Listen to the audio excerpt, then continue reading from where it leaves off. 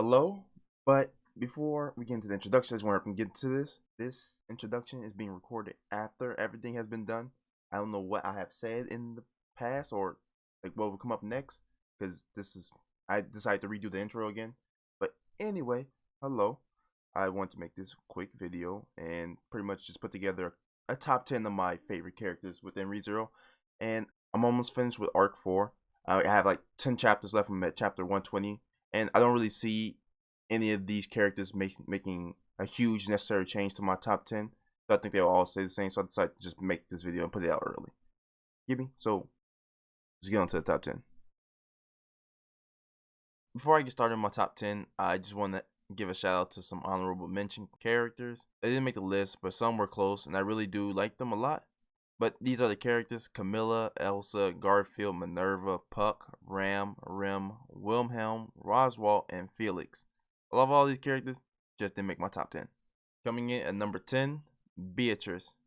Putting Beatrice at number 10 was quite hard for me, because it was a toss-up between her and who I have at number 9. What I like about Beatrice, well, I don't really know. I like the tsundere aspect of her.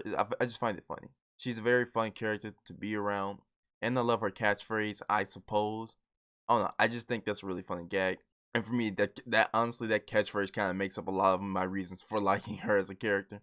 But when it comes to her backstory and purpose within the story, this makes me love her character a whole lot more, not just from a perspective of my own personal bias, but from a writing perspective. I do believe she's a well-written character. The fact that her entire life purpose has been a troll by another character, and she's just been obeying that, and that whole backstory behind why Beatrice is in the library, for me, it's so funny because it's just like the biggest troll. But Beatrice is just such a cool character to me. She just has this stuck-up, soft, feminine attitude, and she's really soft on the inside, but she's a tsundere, so she tries to pretend to be hard on the outside.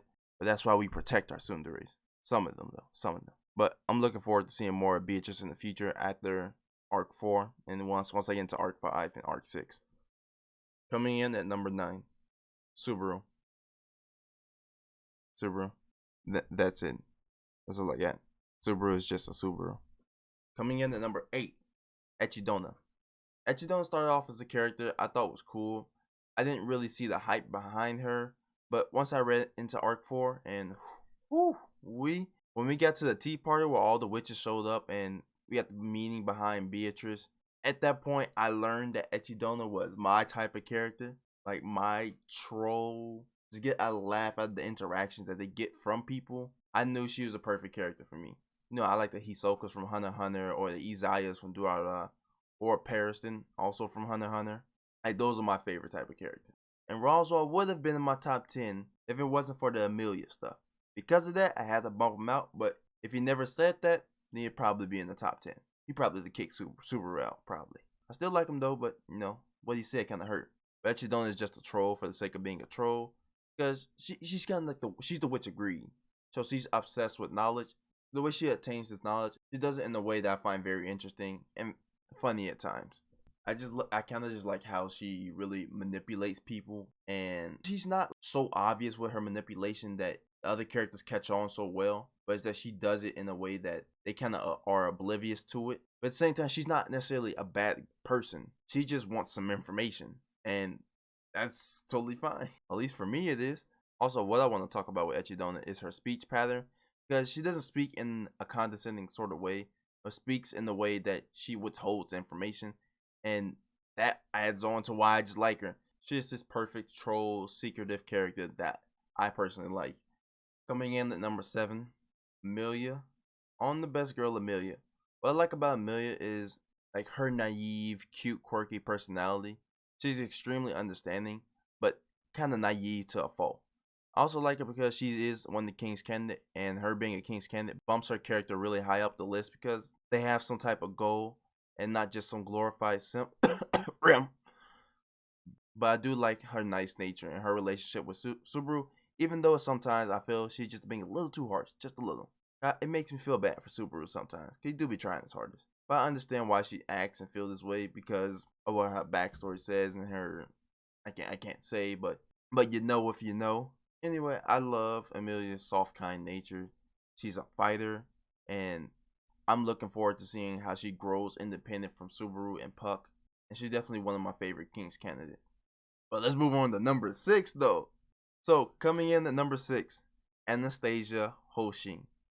Now I know I said Amelia is one of my favorite King's candidate, and I'm not sure if a bunch of you are surprised, but Anastasia is the GOAT. I just love her too much. She hasn't done much in the story for the part that I have seen, but just off what I have got from her, I love her.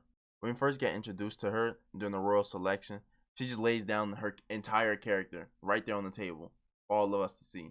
I love that, and there are other characters in the top 10 that I feel did the same thing the same way, and that's the reason I like them as well. But the way Anastasia introduces herself just by saying, hey, I'm going to be honest with all of you. I'm a greedy little girl. All I care about is money and expanding my wealth. So the only reason I'm in this election is to have my own country. And that greed, you don't understand. I was there. I liked that. But at this point, she wasn't even one of my favorite characters though. She didn't become one of my favorite characters until it was the loop after Subaru got killed by Puck the first time after the Betelgeuse death. And he was in his angry state of mind. And when they had the conversation in the cafe and Anastasia finessed Subaru out of information and he got nothing at all, like that was GOAT status for me.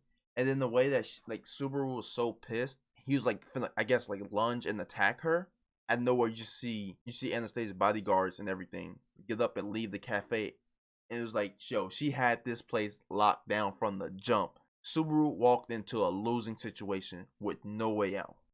But ever since that moment, I knew she was nothing to play with, and that's the reason she's at number 6. And I want to put her higher, but I just can't because I don't got enough information on her. But I just love her. Coming in at number 5, Otto. Otto. When I first began reading Arc 4, I think it wasn't until chapter 25 or 30 when I finally thought, hey, who the hell is Otto? This entire time I was reading, I had no idea what Otto looked like. I didn't even know who he was. I just thought he was some random character that was introduced during Arc 4. But there's multiple dialogues of Subaru bringing back up the time that Otto killed him. Which, by the way, I don't see a problem that Otto kicked Subaru off the carriage. Think about this. A random guy got this giant whale chasing after you. And all you have to do to stop this whale from trying to kill you is kick this guy off? Oh, then for sure I'm doing it. And if I was Subaru, I wouldn't even be mad that he did it. So I don't blame Otto for that. And Subaru kept making fun of him for it. I was like, yo, he's not at fault. He did the right thing. But I didn't know who Otto was. So I looked him up, and that's kind of how I found out that he was the gray-haired guy from season 1. I think they named him one time during season 1, or a few. It wasn't enough for him to be relevant in my mind, and I initially thought. But in Arc 4, he's the GOAT. He's completely the GOAT in Arc 4. I love Otto because he's just this funny, relatable gag character. We all know Subaru is like the most realistic character in the show, but I feel as if Otto is more realistic, or at least more relatable than Subaru to me. Otto literally said one time, if things get dangerous, I'm dipping. And that's me. If I was in that situation, if I see everything hit the fan, I'm gone. I'm out. Especially if I don't even know you people. Oh my God.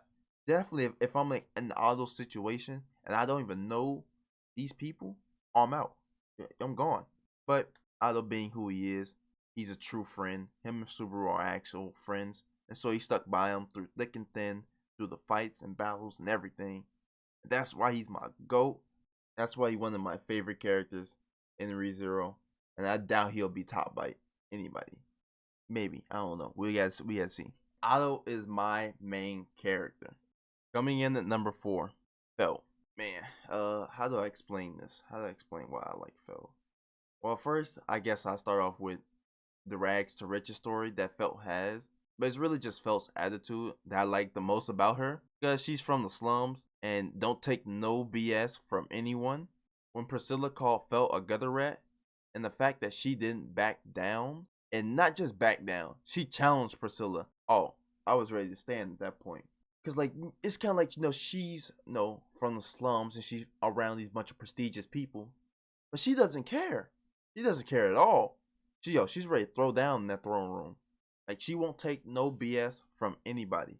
And Felt's declaration, when she becomes king, is completely just to tear down the nobility, the knights, and the entire kingdom. when she said that, I was like, let's go, Felt. Let's go. I'm rooting for like pretty much everybody to win. But I'm all for chaos though. I'm all for chaos. I want to say though, putting Felt at number 4 was tough because honestly her and my number 3 spot are kind of interchangeable.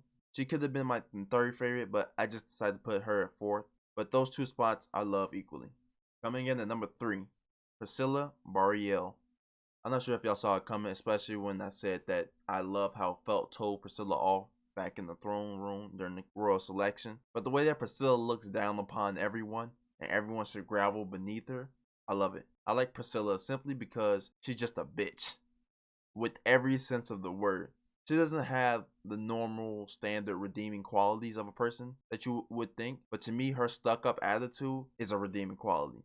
When she declared in the royal selection meeting that the reason everyone should follow her is because she's Priscilla Bariel and everyone should just grovel at her feet, she had no sympathy for nobody. No sympathy for the people of Lagunica, and they should only grovel at her feet. How can you not stand that? Like, oh my god. Plus, when she kicked Subaru out of her place because Subaru was willing to give up his pride, I wasn't necessarily 100% agreeing with her, but I saw where she was coming, and I partially agree with her. In terms of understanding her character and why she was mad at Subaru, I completely get it, because he did throw away his pride and was going to kiss her feet. So she made complete sense of kicking him, and so I wasn't blaming her. But I don't necessarily agree that much with pride being the driving force of a person. And I don't know how the community feels about Priscilla, but I know the reaction channels that I watch, none of them liked her. But for me, Priscilla is just misunderstood. She is a queen. I don't see how you can hate her. Or matter of fact, I think the reason that she is so likable is because you're supposed to hate her. It's always those stories that have those one character where you're supposed to hate them, but you kind of like the fact that you do hate them. Even though I don't even hate Priscilla though, but she's a goddess. Coming in at number 2, the truly slothful one himself. Before I get into why I like him so much, let me tell you a real quick funny story. So me liking Betelgeuse was by accident, and I know you all may be wondering, how do you make a mistake and like a character by accident? So before I heard of ReZero, I heard of Fate Zero, which, by the way, coincidentally I am watching right now. I have 1 episode left, and quick thought, I like it, but severely overhyped, but that's just my 2 cents. Anyway, I heard people speak on Fate Zero and this guy named Gilgamesh, but at the time I couldn't remember the name that they said, but I knew, or at least thought, everyone liked him. Some time went by and I was watching one of my YouTubers I subscribed to, and he made a video, and in that video he was asked what's the most scariest thing he's seen in anime, and he said episode 15 of ReZero. And in my head I was thinking, ReZero, oh yeah, Fate Zero. I heard a lot of people talk about that, and thinking that ReZero had Gilgamesh in it, still not remembering the name of Gilgamesh, because I couldn't really figure out what his name was. But now, I've obviously seen Fate Zero, so I know it's Gilgamesh. I went into ReZero looking for this horror scene from Gilgamesh and thinking that there's no way that it's that scary, because anime don't do a good job with horror, at least for the shows I've seen. And the only show that I would consider scary was another that's more or less a thriller. It's a very ominous show. That's another review for another day. So I began watching ReZero and watching it, waiting till I got to episode 15. And I finally reached episode 15, and when I tell you, I was so confused. I was hoodwinked, bamboozled, led astray, run amok, and flat out deceived. This Betelgeuse that I was so hyped to see was not at all what I was expecting. Or well, technically it was supposed to be Gilgamesh, but Betelgeuse. So I really got to thinking, is there some way that I can like this character? I mean, Betelgeuse did fit my favorite anime archetypes for their crazy characters, but I just couldn't get jiggy with him at first. At least I didn't hate him at first, but I didn't necessarily like him to the extent that I do now. I didn't like him at all, nowhere near to the extent I did now. I thought he was just okay. He was alright at best. So I kind of forced myself to like him in the beginning because I thought everybody else liked him. I thought people liked Gilgamesh, and I was still thinking of Gilgamesh when it came to Betelgeuse. And then he's also one of my favorite character archetypes, but I didn't like him all too much. It wasn't until I was on Discord and people were trashing him, and then out of nowhere, I don't know where it came from, I don't know how it happened, but but I just became a Betelgeuse stan, and I love Betelgeuse. I love the crazy, chaotic personality he has. Now when I rewatch the episode, because I rewatched it so many times, and I watch all my reaction channels, watch it many times, and I just laugh every time. And the more time I watch it, I just notice different things that makes me love his character even more. And his authority of sloth, at first, I didn't understand it, why he kept calling everything slothful, but it wasn't until a second watch through where I finally got it. And I think applying sloth in this way is so cool, and I love it so much, especially because Betelgeuse's personality. But Betelgeuse just oozes greatness. Oh my god, I can go on for a while on why I like Betelgeuse. From the slothful nature to him licking Subaru's eye to oh my, when he killed Rim. But he technically ain't the killer. No, he technically did kill her. Now I think about it. When he killed the Rim, oh bro, oh when he pinned her up like that, I sat back in my chair. I was just astonished, completely astonished. Betelgeuse is the GOAT.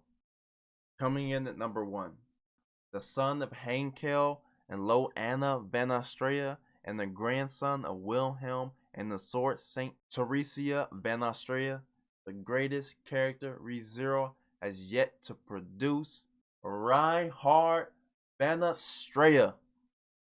Now, for Reinhard to be my number 1 favorite character, his part is going to be the shortest, I think, because there's no reason for me to like Reinhard as much as I do. Because I know myself, and he doesn't fit any of the character archetypes that I like. He's this nice, good guy, goody two shoes, extremely humble, and there should have been no way that I like him as much as I do. If anything, I shouldn't like him, or I should probably think he's just an okay character. He's just cool. But for some reason, when he showed up within those first 3 episodes, I think it'll be episode 3. I think it's when arc 3 ends. I mean, when arc 1 ends, and he just helps out Subaru. I don't know why, and I can't explain it to this day. He just became my favorite character right there for no absolute reason. Because I mean, he did beat Elsa, but why was I so hyped off that if I'm just new to the series? I'm 3 episodes in, and I love this guy. And I don't know why, but he's just I don't know what it is. He's a great guy. I just can't explain why I necessarily like him. And plus him being one of the strongest people in the show, that adds more onto his character. I guess I can attribute that to also why I like it so much. But Reinhardt is my favorite character in ReZero. And that is all my favorite characters in ReZero. I hope you all enjoyed. In the comment section, tell me your top 10 favorite characters. But I hope you all enjoyed this video. Thank you all for watching, and goodbye.